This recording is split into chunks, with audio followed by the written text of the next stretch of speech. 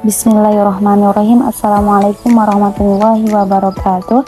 Sebelumnya yang saya hormati Bapak Joko Nugroho, MPSI, selaku dosen pengampu mata kuliah Psikologi Perkembangan, izin memperkenalkan diri. Nama saya Irma Maulani dengan NIM 522310058, kelas 9 konseling 23C1. Di sini saya akan membuat video pembelajaran dengan materi prakelahiran dan kelahiran.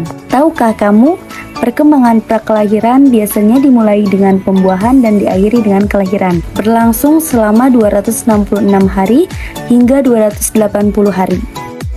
Nah, di sini ada pentahapan perkembangan, yaitu yang pertama germinal, embrionik, dan fetal.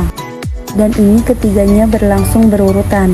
Yang paling awal adalah germinal, periode perkembangan prakelahiran yang berlangsung selama 2 minggu pertama setelah pembuahan. Dan fase kedua, embrionik, periode perkembangan prakelahiran yang terjadi dari 2 hingga 8 minggu setelah pembuahan. Yang terakhir itu ada fetal, periode perkembangan prakelahiran yang dimulai pada 2 bulan setelah pembuahan dan umumnya berlangsung selama 7 bulan. Dan di sini ada beberapa risiko prakelahiran, risiko yang dialami oleh ibu.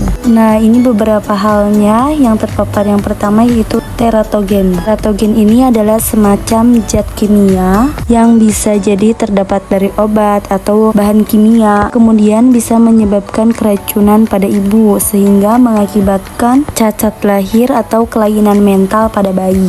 Dan biasanya teratogen terdapat pada penggunaan kosmetik yang tidak disarankan untuk ibu-ibu hamil karena mengandung zat kimia yang kemudian bisa tersarap oleh darah, akhirnya sampai ke plasenta bayi, akhirnya sampai ke bayi. Risiko kedua ada obat.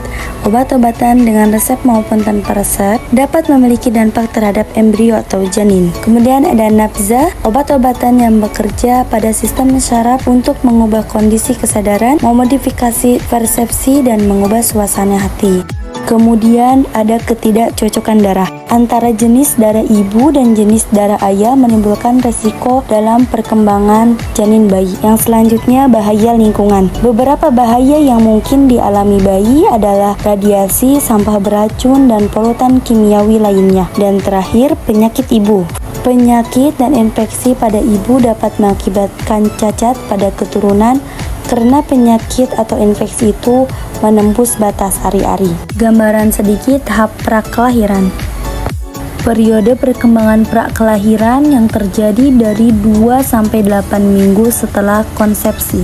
Angka pemisah sel meningkat, sistem dukungan bagi sel terbentuk, dan organ-organ mulai nampak. Dalam perkembangan ini ditandai dengan adanya 3 sarana struktur anak. Yang pertama kantung amniotip, plasenta, dan tali pusar, dan rubah janin menjadi terlihat jelas. Gambaran 8-10 minggu. Periode ini mulai dari usia kandungan 9 minggu sampai lahir. Setelah sekitar 8 minggu kehamilan, embrio berkembang menjadi sel-sel tulang. Dalam hal ini, embrio memperoleh satu nama baru, yaitu fetus atau janin. Pada bulan keempat dan kelima, ibu sudah bisa merasakan gerak-gerakan janinnya. Kepala, kaki, dan lengan terus meningkat secara substansial.